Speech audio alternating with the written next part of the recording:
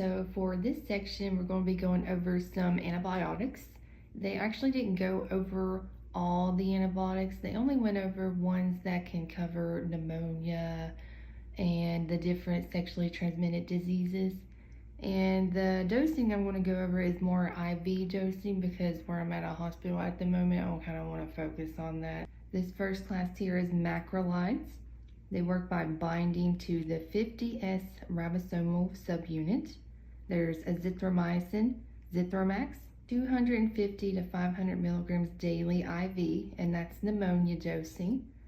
There's also 1 gram once by mouth, and that's for chlamydia dosing. This is actually going to be the recommended choice for a pregnant woman with chlamydia, azithromycin. There's also 2 grams once, PO, for gonorrhea dosing. This is going to have to be with gentamicin though. So if your patient has gonorrhea, you can use azithromycin, but you're going to have to use it in combination with gentamicin.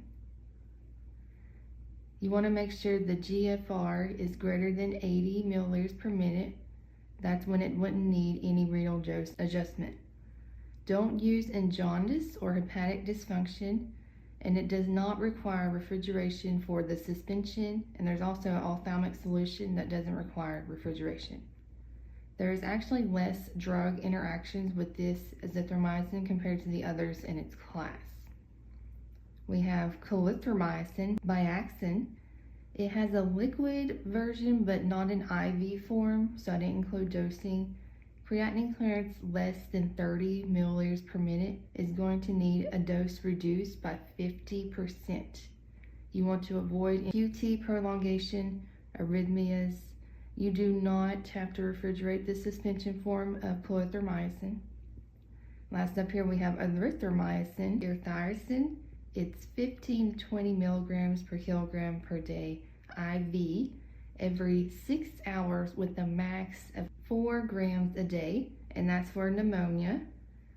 You could do 500 milligrams 4 times a day for 7 days. This is by mouth for chlamydia dosing. You do want to refrigerate the suspension version of erythromycin. General precautions with all these macrolides. Use with other QT prolonging drugs like methadone and antipsychotics or azos. You just want to caution use because they also have a QT additive effect, especially the clarithromycin. Uncorrected hypokalemia or hypomagnesia because they could potentially aggravate it even more. Or if your patient has a history of myasthenia gravis. Some side effects include flatulence, headache, abnormal vision, increased liver enzymes, QT prolongation, Stevens-Johnson syndrome or TEN, and myasthenia crisis. You would also want to monitor their CBCs and their hepatic function. Next we have tetracyclines. These are broad spectrum and they are also bacteriostatic, so they kind of halt the progression. There's doxycycline, fibromycin, 200 milligrams IV once daily. It could be in 1 to 2 doses. They could split that 200 milligrams up, but that's for pneumonia dosing. Then we have 100 milligrams twice a day for 7 days. That is by mouth for chlamydia dosing. This is going to be the recommended option for non-pregnant patients. If your patient is pregnant, you do not want to be giving them doxycycline. You would want to do that azithromycin for chlamydia. We also have the same dosing, 100 milligrams twice a day for 14 days for gonorrhea, but this is also going to have to be given with ceftriaxone. So just like azithromycin back there, where it had to be given with gentamicin for gonorrhea, this doxycycline is going to have to be given with ceftriaxone. It can also be used for syphilis dosing, but that's going to be 100 milligrams twice a day for 14 days instead of 7 days. There is no renal dose adjustment required, and the IV to PO ratio is 1:1 for doxycycline. We have minocycline, Minocin, 200 milligrams IV loading dose, followed by 100 milligrams every 12 hours. And this is for pneumonia dosing. Renal impairment, the max dose you want to give is 200 milligrams a day. IV to PO is 1:1. It can cause lupus-like syndrome, so just be aware of that. Lastly, we have tetracycline with wismicin. No liquid or IV form of this medication. With the GFR 10 to 50 milliliters per minute, you want to dose it every 12 hours or maybe even once daily. But if their GFR is less than 10, you want to avoid use whatsoever of tetracycline. General precautions with all the tetracyclines: you want to avoid use if your patient's also taking isotretinoin for their acne, because it can cause intracranial hypertension, or if they're taking penicillins, because penicillins actually need growing cells to work properly. So tetracyclines are bacteriostatic, so they're going to halt that progression. So the penicillin's not going to work very well whenever you're giving them together like that. Or if your child is less than 8 years old, they're pregnant or breastfeeding, you do not want to be giving tetracyclines to those patients. It can cause teeth discoloration and suppress bone growth. Dairy products, you kind of want to separate that by 1 to 2 hours before or 2 to 4 hours after. Even with iron, it would be a good idea to take it with food, but not really dairy. Bismuth salicylates, aluminum, magnesium, and calcium is something you also kind of want to be aware of whenever your patient is taking a tetracycline. It can decrease birth control effectiveness, is some studies that they showed. Side effects include photosensitivity, so if your patient goes outside, they can burn easier, cause severe diarrhea. It actually can occur up to 2 months after you stop taking it. So after you stop taking a tetracycline, 2 months later, you could actually have the diarrhea. Stevens-Johnson syndrome and even TENS. Monitor their CBC, liver function test, and their renal function. Next up here we have beta-lactams. They inhibit cell wall synthesis. We got amoxicillin, Amoxil. It's 875 milligrams every 12 hours or 500 milligrams every 8 hours. And this is actually by mouth for amoxicillin. It's going to be for pneumonia dosing. You got 500 milligrams 3 times a day for 7 days if your patient has chlamydia. It does have a suspension form, but no IV form of amoxicillin. You want to avoid use in a creatinine clearance less than 30 milliliters per minute, or if you have jaundice or hepatic dysfunction, you want to avoid use of amoxicillin. Augmentin is a combination of amoxicillin and glutamate. That glutamate kind of prevents it from breaking down, so it helps with any resistance your patient might have. Ampicillin is 250 milligrams to 500 milligrams IV or IM, so it comes in an injection form that can be given IM every 6 hours, and this is if your patient is greater than 40 kilograms. If they are going to be less than 40 kilograms, you want to do 25 to 50 milligrams per kilogram per day, again IV or IM every 6 to 8 hours. It ranges 6 to 8. You do want to take ampicillin on an empty stomach if you're giving this by mouth, which is going to be 1 hour before or 2 hours after a meal. It does have poor bioavailability, so you're mostly going to see this medication used IV. Then we have Unicin, which is made up of ampicillin and sulbactam. So just like Augmentin, it has that little extra component in it to help it keep from breaking down easier. It's 1.5 to 3 grams IV every 6 hours, and this is for pneumonia dosing. You want to avoid use in jaundice, hepatic dysfunction. You got some Zosyn, piperacillin, tazobactam, 3.375 grams IV every 6 hours for 7 to 10 days. And this is for community-acquired pneumonia. For hospital-acquired pneumonia, it's going to be 4.5 grams IV every 6 to 8 hours for 7 to 14 days. If their creatinine clearance is 40 milliliters per minute or less, it is going to need renal dose adjustment. You want to consider avoiding use with probenecid. Zosyn needs to be infused over 4 hours. So it's not going to be a fast push or a really fast infusion. It's going to be 4 hours. We have penicillin G. You have a dosing for syphilis is 2.4 million units IM once. So this is an injection. This is the preferred treatment of choice for syphilis. Even if your patient has a penicillin allergy, and it is even if it's a severe penicillin allergy, they literally suggest doing desensitization for that patient so they can get this PNG injection for syphilis. You do not administer IV due to risk of cardiorespiratory arrest, but IM, you're good to go. General precautions with beta-lactam. Seizures may occur with accumulation of the drug. Myelosuppression may occur with prolonged use.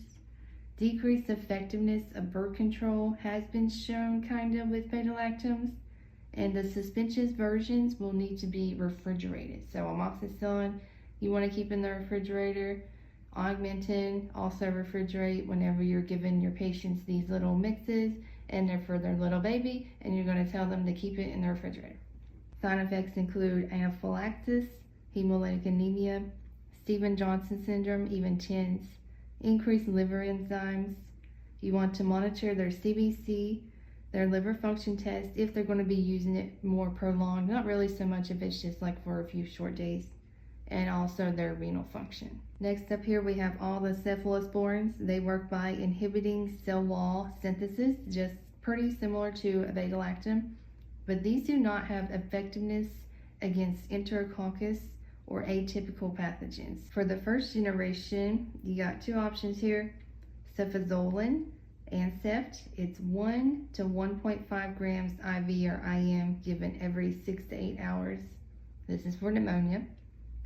There's cephalexin, K-Flex. It has a liquid but no IV form. Again, this is for pneumonia dosing. The second generation, we have Cefaclor, Seclor. It has a liquid but no IV form. Cefuroxamine, Ceftin, is 750 to 1,500 milligrams IV or IM every 8 hours for pneumonia.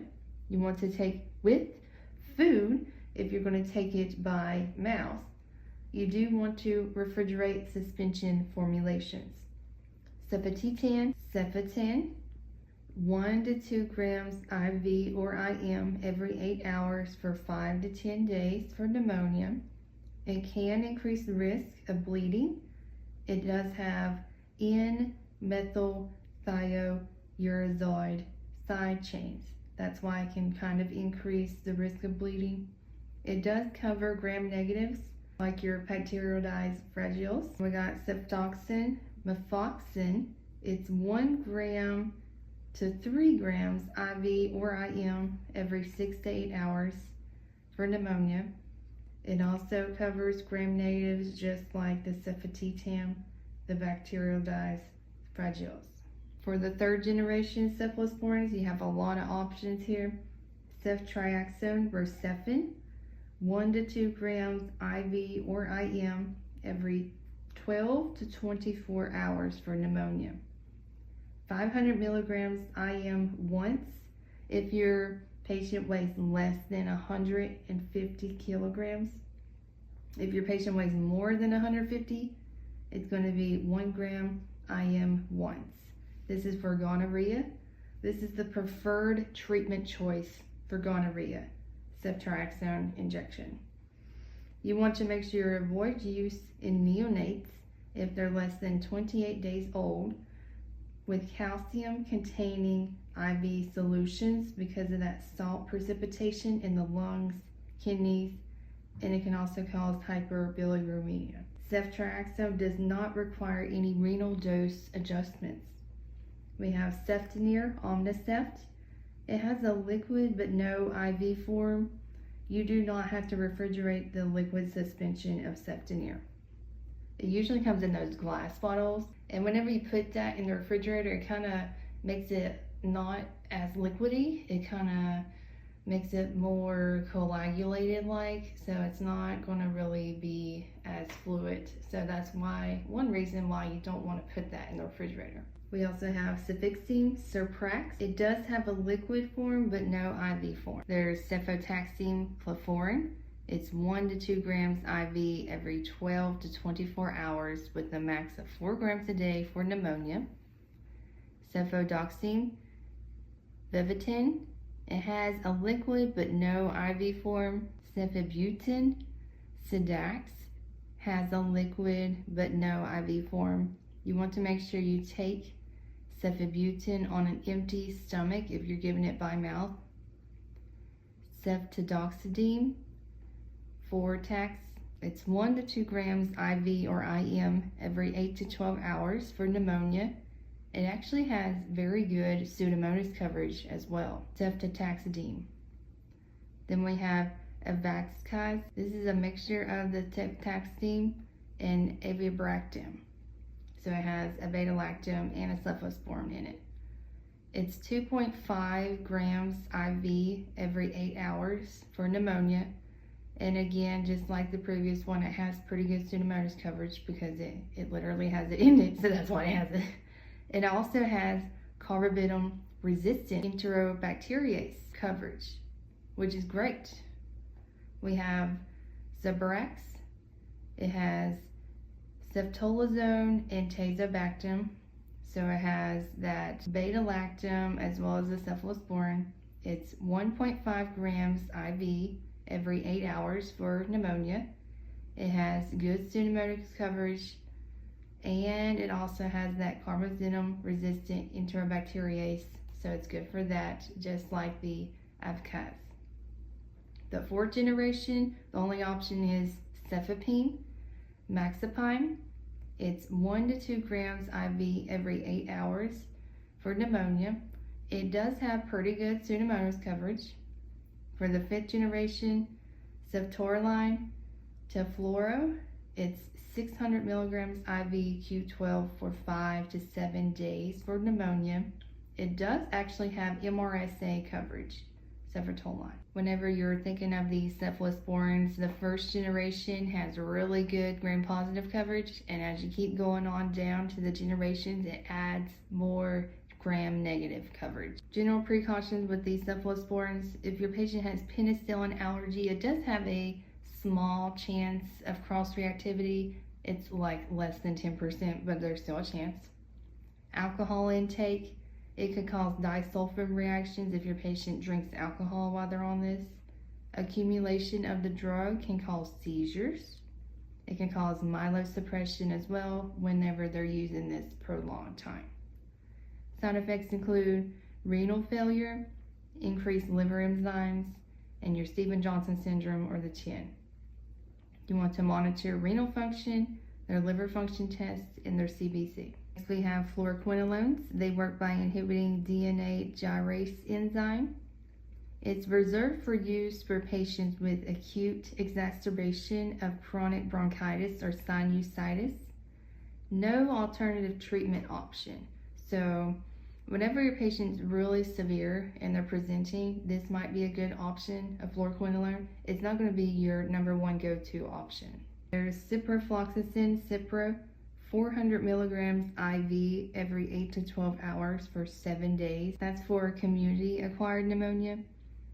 400 milligrams every 8 hours for 10 to 14 days is for hospital-acquired pneumonia. If their creatinine clearance is 30 to 50 milliliters per minute, it's going to need a dose of 250 to 500 milligrams every 12 hours.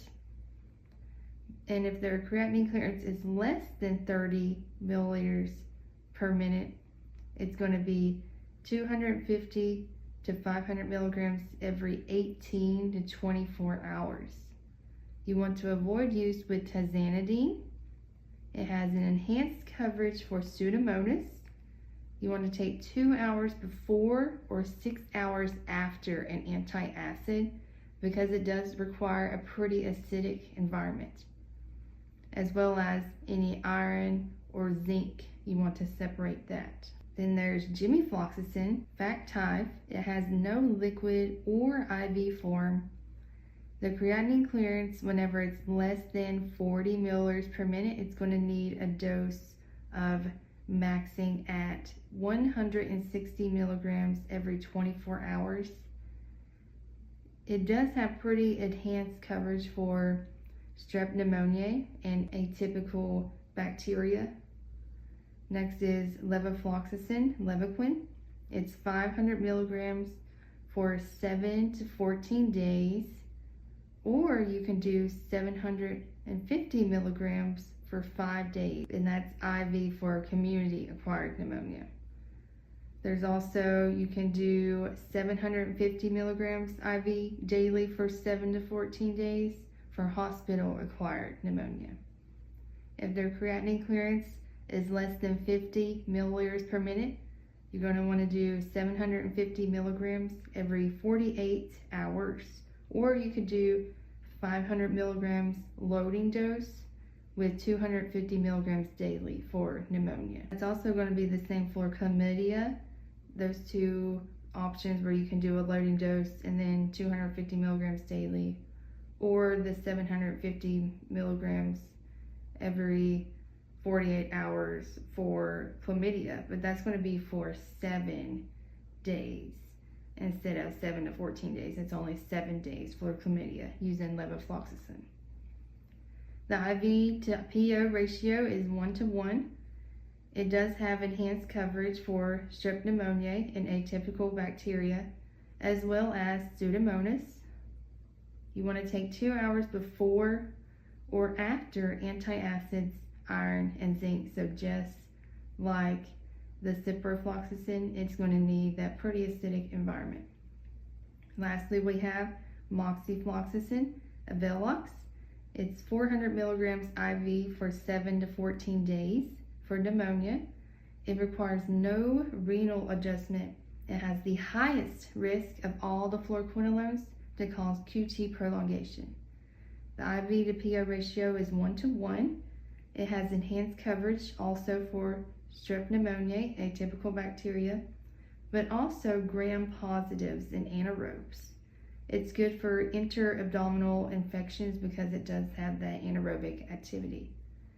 Take 4 hours before or 8 hours after antacids, iron, and zinc. So this definitely needs an acidic environment to be absorbed well, this moxifloxacin. All of these fluoroquinolones have a black box warning of causing tendinitis, tendon rupture, peripheral neuropathy, and CNS side effects. And this is really the main reason why it's not going to be your first go-to option, because of that black box warning. General precautions: avoid use in QT prolongation or other drugs that are known to cause it, like methadone, your azoles, and your antipsychotics, or zolpidem and warfarin, especially because it can cause an increase in your INR, or myasthenia gravis patients or your pediatric patients because of that musculoskeletal toxicity. But you could consider use in anthrax treatment. Side effects include headache, insomnia, acute renal failure, bone marrow suppression, Stevens-Johnson syndrome, hemolytic anemia, hepatic necrosis, photosensitivity. So if your patient goes outside and they're on a fluoroquinolone, they could cause them to burn easier. Hyper or even hypoglycemia, and crystal urea. So you want to make sure your patient drinks lots and lots of water with fluoroquinolones. And that's also the same for Bactrim, which we're not going to go over that, but if your patient is getting Bactrim, they want to make sure they drink lots and lots of water. So fluoroquinolones and Bactrim, drink a lot of water. Next up here we have aminoglycosides. They work by binding to the 30S subunit. They are concentration dependent, and they have a post-antibiotic effect for up to 6 hours. Mainly cover gram-negative bacteria And so they're really good for a patient who has Pseudomonas. Ampicillin, you want to make sure you use actual body weight if the patient's underweight, or their ideal body weight whenever you're dosing. It's 15 milligrams per kilogram per day, IV or IM, every 8 to 12 hours, and this is for pneumonia. It is going to require renal dose adjustment, is a must for this ampicillin. There's gentamicin, 5 to 7 milligrams per kilogram IV daily for 7 days. If creatinine clearance is 40 to 60 milliliters per minute, it's going to be every 36 hours instead of once daily. And if it's ranging from 20 to 40 milliliters per minute, it's going to be every 48 hours. And this is for pneumonia dosing. For people who are 60 kilograms with a serum creatinine of 2 milligrams per 100 milliliter, the dose is going to be 60 milligrams every 16 hours, again for pneumonia. For gonorrhea, you can do 240 milligrams IM once, so one injection. It's also going to require with azithromycin. So the gentamicin has to be given with azithromycin whenever you're trying to treat gonorrhea. It is the drug of choice for synergistic effect against gram-negative organisms like Ascaris, Streptococci, or Enterococci. This is going to be your go-to drug, this gentamicin. When you combine it with the beta-lactam or vancomycin, it's going to be a really, really good choice. Tobramycin, 5 to 7 milligrams per kilogram IV once daily for 7 days. This is for pneumonia. But if the creatinine clearance is 40 to 60 milliliters per minute, you want to do every 36 hours instead of once daily. And if it's 20 to 40 milliliters per minute, it's going to be every 48 hours. Again, for patients who are 60 kilograms with a serum creatinine 2 milligrams per 100 milliliter, you're going to dose it at 60 milligrams every 16 hours, just like gentamicin. These aminoglycosides do have a black box warning of causing nephrotoxicity. It is actually reduced whenever you do extended interval dosing, which is going to be, like every 48 hours or something that's just longer, because it does have post-antibiotic effects, so it stays in the system a little bit longer. So spreading out that dosing is going to help reduce nephrotoxicity. It can also cause neurotoxicity and autotoxicity. Black box warning for all three of those. General precautions: you want to avoid use with potent diuretics like furosemide, as well as pregnant patients, or radiocontrast, colistin, neomycin, polymyxin B, streptomycin, vancomycin, NSAIDs, amphotericin B, tacrolimus, cyclosporin, just because all of those really also have neuro and nephrotoxicity, so it's just going to add an additive cost, so just be aware of that. You want to caution use with patients with hypomagnesemia, hypokalemia, or hypocalcemia. Also, if they have a sulfur allergy, you kind of want to be aware that it does kind of have a little sulfur component, so just be aware of that. As well as asthma patients, you just kind of want to be on edge a little bit, just really monitor them. Side effect wise, you have respiratory tract paralysis, Fanconi-like syndrome, and metabolic acidosis, which is going to be something that really affects your kidney. It can also cause amino acids to be found in your urine. You want to monitor once daily dosing, peak concentrations with 20 to 25 micrograms per milliliter is kind of your goal there with the peak, and the trough of 0.5 to 1 microgram per milliliter. You want to watch renal and auditory functions. Aminoglycosides actually have a pretty short half-life, but it's great because it has that really long post-antibiotic effect. So for troughs, you want to make sure that you're drawing them 8 to 12 hours after the first dose. Traditional dosing needs peak concentrations of 4 to 6 micrograms per milliliter. So the once dosing, kind of more extended interval, was 20 to 25, but the traditional, which could be dosed multiple times a day, you want to aim for 4 to 6 micrograms per milliliter. Avoid prolonged peaks of greater than 12 micrograms per milliliter. Your trough for traditional dosing is going to be around 2 micrograms per milliliter.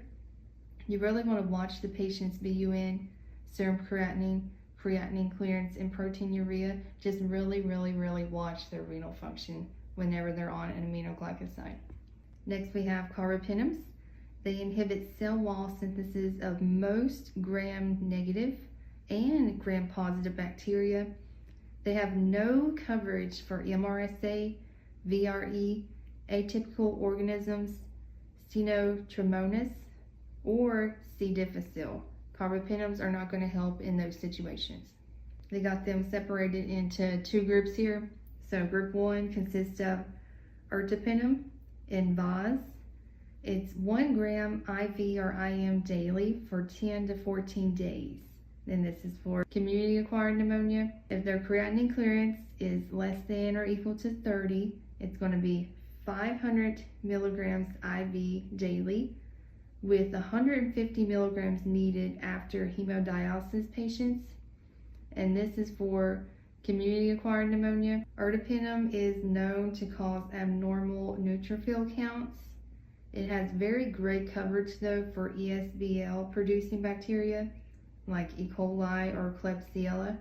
It has no coverage against Acinetobacter, Enterococcus, or Pseudomonas. So don't be using ertapenem in those patients. For group 2, we have meropenem, Mura. For hospital-acquired pneumonia, you're looking at 1 gram IV every 8 hours for 7 days. And if their creatinine clearance is ranging from 26 to 50 milliliters per minute, you're going to want to do every 12 hours instead of every 8 hours. If it's 10 to 25 milliliters per minute, you're going to want to do 500 milligrams every 12 hours. And if it's less than 10 milliliters per minute, you're going to want to do 500 milligrams daily. Again, that's all for hospital-acquired pneumonia. It has the lowest risk of seizure threshold lowering. So most of these carbapenems can lower your seizure threshold, but meropenem has the lowest causing of that. Last up here we have Pramaxin. It has imipenem and cleastin in it. It prevents dihydropeptidase from breaking it down because it has that cleastin little component in it. It's 500 milligrams to 1 gram IV every 8 to 6 hours for 7 days with a max of 4 grams a day. And that's for hospital or ventilator-acquired pneumonia dosing. You want to avoid in patients less than 30 kilograms with renal impairment, or if their creatinine clearance is less than 15 milliliters per minute. If it's 60 to 90 milliliters per minute, you can do 400 to 500 milligrams IV every 6 to 8 hours. 30 to 60 milliliters per minute, you can do 300 to 500 milligrams every 6 to 8 hours. And if it's 15 to 30 milliliters per minute, you can do 200 to 500 milligrams every 6 to 12 hours. This one has the highest risk of seizure threshold lowering. So meropenem had the lowest risk, but the Pramaxin has the highest risk. It is pretty well known to cause drug-induced diarrhea, nausea, and vomiting side effects, this Pramaxin. General precautions with all the carbapenems: you want to use caution in patients with a penicillin allergy just because of the way that it works. It's kind of has similar to penicillin, so it could have cross-reactivity. If your patient looks like they are developing a C. diff infection, you want to stop the medication. It even could happen after 2 months after you stop it. So after you quit taking the medication, 2 months later, you could have a C. diff, like you could see that develop. That was the same The tetracyclines, where they can cause severe diarrhea after 2 months of use, they can also cause that same thing. You want to avoid use with probenecid, valproic acid, and divalproex because they lower the seizure threshold. So if your patient has a history of seizures, it might not be the best idea for them to be on a carfentanil. Side effects include constipation, anemia, headache, myocardial infarction, and heart failure. You want to monitor hematopoietic assessment, so just really look at their liver function as well as their renal function.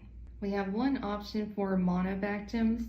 It inhibits bacterial cell wall synthesis of gram-negative aerobes. It has coverage against Pseudomonas, and it's good for nosocomial pneumonia. Very good choice. It is aztreonam, Azactum.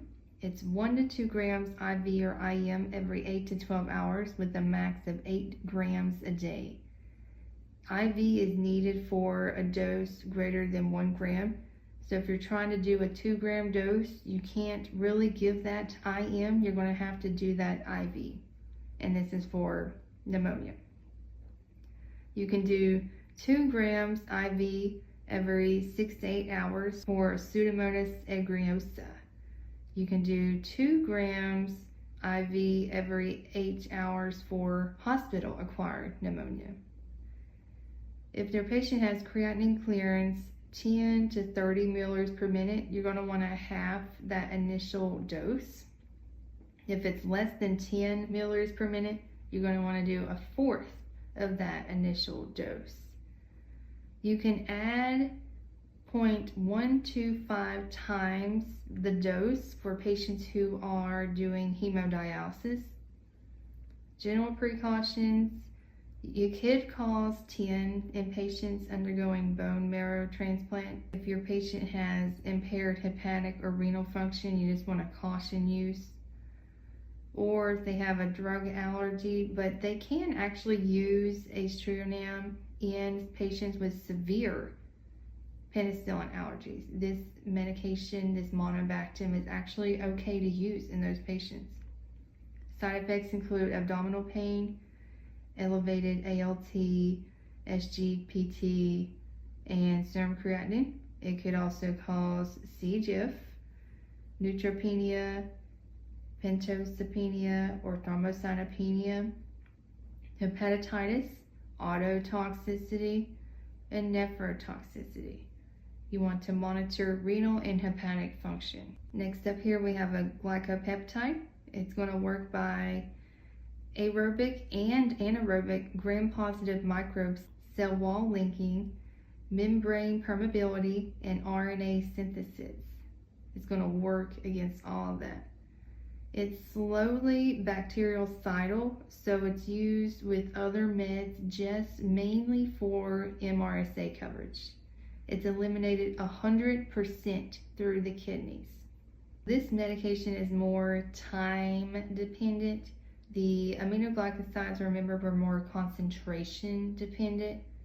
This one right here, vancomycin, is going to be more time dependent. You want to use total body weight or adjusted body weight for patients who are obese when you're dosing it. It's 2 grams a day, IV. It could be split up and do every 6 to 12 hours. And you want to make sure you infuse this over 60 minutes.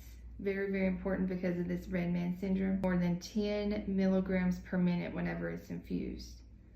This is for lower respiratory tract infections. That's the dosing. You want to do 15 milligrams per kilogram IV every 8 to 12 hours for 7 days. This is going to be for hospital-acquired pneumonia or ventilator-acquired pneumonia. If your patient is presenting kind of severe, you want to add 25 to 30 milligrams per kilogram IV loading dose.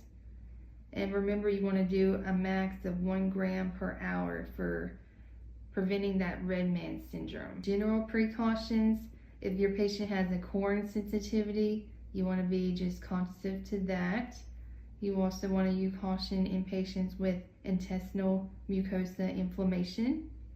Used with other nephrotoxic drugs like amphotericin B, aminoglycosides, loop diuretics, cyclosporin, tacrolimus, ceplastin, carboplatin, NSAIDs, or penicillin, because they all kind of have that nephrotoxicity added to it.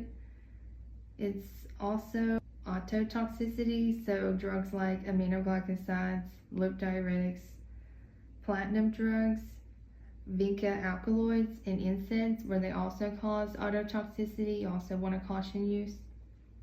Side effects are going to include hypokalemia, abdominal pain, thrombocytopenia, and neutropenia. You want to monitor CBCs with differential, renal and auditory function, cultures, the AUC and MIC, which is really drawn like for troughs and stuff, monitoring the levels in the patient. And you want to make sure you're drawing this trough 30 minutes before the 4th dose. Next we have oxynolides. They bind to 50S ribosomal subunit. So it's kind of similar to a macrolide where they also bound to the 50S. And remember, the aminoglycosides bound to the 30S. But the really additive thing here with the oxynolides is it covers MRSA and VRE. Examples here are the linezolid, Zyvox. It's 60 milligrams IV every 12 hours for 10 to 14 days for community-acquired pneumonia. 7 to 21 days for MRSA infections though, so you can still do 600 every 12. It's going to be for 7 to 21 days for MRSA. You can do 600 milligrams every 12 hours for 7 to 14 days for hospital or ventilator-acquired pneumonia. There is no renal dose adjustment needed for linezolid. You do not want to shake the suspension form, so don't be going over there shaking it up for the patient. Oh, you gotta make sure you shake it up. No, even most suspensions, whenever it says it's a suspension, you think you need to shake it. This one, you do not. Don't shake it. We have tazazolid, Sevitro. It's 200 milligrams IV daily for 6 days. You want to make sure you infuse that over 1 hour. It does inhibit BCRP, which is breast cancer resistant protein. So you want to make sure you avoid use with rosuvastatin and methotrexate. General precautions: you want to avoid use in patients who have used an MAOI within the last 2 weeks. If they have uncontrolled hypertension, patients who have carcinoid syndrome, so they have some flushing, you kind of also want to avoid. If they're on SSRIs, TCAs, atriptan, meropenem, bupropion, buspirone, pseudoephedrine, norepinephrine, epinephrine, or dopamine, you also want to avoid using one of these oxynolides in those patients. You want to make sure your patient stays away from tyramine containing food, which is aged cheese, dried processed meats, alcohol, soy sauce, and yeast. Side effects include headache, lactic acidosis, C. diff, remember up to 2 months, just like the tetracycline and the carbapenem. It can also cause myelosuppression, which is going to decrease your platelets, your white blood cell count, and your hemoglobin. Liver impairment, seizures. It can cause serotonin syndrome and hypoglycemia. You want to monitor their CBC with their differential weekly, their blood pressure, as well as their vision. So, in general, swinging back over to pneumonia dosing. If your patient is presenting with Pseudomonas with MSSA, with no risk factors of multi-drug resistance, high mortality, or MRSA, single coverage could be considered with either Zosyn, cefepime, cefazidime, levofloxacin, Premaxin, or meropenem. If your patient is presenting with Pseudomonas and MRSA risk, but no risk factors for multi-drug resistance or high mortality, you will need two different things here. So you're going to need one Pseudomonas coverage with Zosyn, cefepime, ceftazine, levofloxacin, premaxin, meropenem. Or you can also do aztreonam for Pseudomonas coverage, but you're also going to need to add on a vancomycin or linezolid for that MRSA coverage. If your patient is presenting with multi-drug resistant Pseudomonas and they have MRSA risk with high mortality and they have used IV antibiotics within the past 90 days, you're going to need double coverage for sure for Pseudomonas. So you're going to have to pick cefepime, ceftazine, Zosyn, premaxin, or meropenem. And you're going to have to add ciprofloxacin or levofloxacin to get that double Pseudomonas coverage. Another option you could do is gentamicin, tobramycin, or acacin for Pseudomonas, but it's not really the best option, but it is an option if they have some, allergies or something you could consider. But you're going to have to make sure you add vancomycin and linezolid for that MRSA coverage. There's a few other medications here that didn't really fit in a category. We have rifampicin, zifamaxin. It works by binding to RNA polymerase. It's going to be used mainly for C. diff. The dose is going to be 400 milligrams 3 times a day for 20 days. This is going to be after oral vancomycin has been given. It is known to cause headache, dizziness, peripheral edema, so it can cause some sweating. It has very minimal absorption into the body, so that's why it's mainly used for C. diff. We have fidaxomicin, Difficid. It also binds to RNA polymerase. It's dosed 200 milligrams twice a day for 10 days. It is known to cause GI bleeding, constipation, anemia. It also has minimal absorption into the body. This is the preferred treatment option for initial C. diff events. So fidaxomicin is going to be your first line of treatment. There's metronidazole flagyl. It works by causing free radical that interacts with the intracellular DNA, causing degradation of DNA synthesis. It's 500 milligrams 3 times a day for 10 days. This is for C. diff dosing. For trichomonas, you can do 2 grams once for a male, but you're going to have to do 500 milligrams twice a day for 7 days for a female with trichomonas. This is going to be the preferred treatment option, metronidazole, for trichomonas. It can also be given IV for C. diff infections. Vancomycin IV is not going to help with C. diff. You can do vancomycin oral for C. diff, but for metronidazole you can do oral or IV and it will treat your C. diff infection. You want to make sure you avoid in patients with seizures, peripheral and optic neuropathy, as well as encephalopathy, aseptic meningitis, alcoholics, received disulfiram in the last 2 weeks, or if they're in their first trimester of pregnancy, you want to avoid use in those patients. It's known to cause a metallic taste as well as Stevens-Johnson syndrome and even darken your urine color. And then lastly, we have tenazidol. It is a 5-nitroimidazole derivative with a mechanism of action that's pretty similar to metronidazole, where it causes that free radical to interact with intracellular DNA, causing it to be degraded. It's dosed 2 grams once, and it's really only used for trichomonas. So again, I know they didn't really go over every single antibiotic and they didn't go over all the dosing, but it's a pretty good start to your studies here. Again, my name is Amber Gowana and I wish you the absolute best of luck in all your studies.